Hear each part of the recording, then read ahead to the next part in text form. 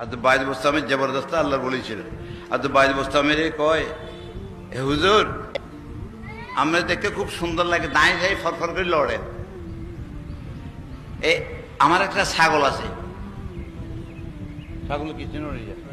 বর্বরিয়া ছাগল। কি কয় এটা রে? বর্বরিয়া ছাগল। হ্যাঁ, লম্বা লম্বা কান। হ্যাঁ, এটা দাঁড়িয়ে আছে এটা।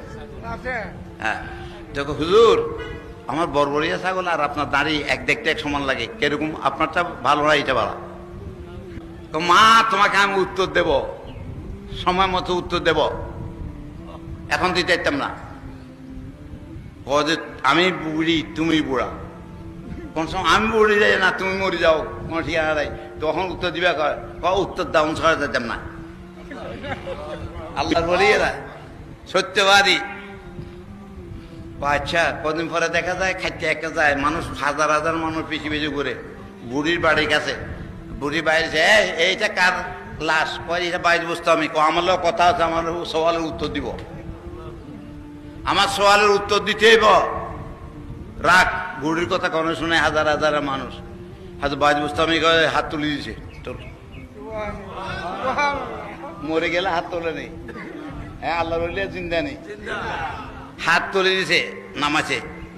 বুড়ি কয়, বাইরে বসতে আমি, তুমি যাচ্ছ? হ্যাঁ, এখন আমার সওয়ালের উত্তর দাও না। কত সওয়ালের উত্তর দিয়ে শুন,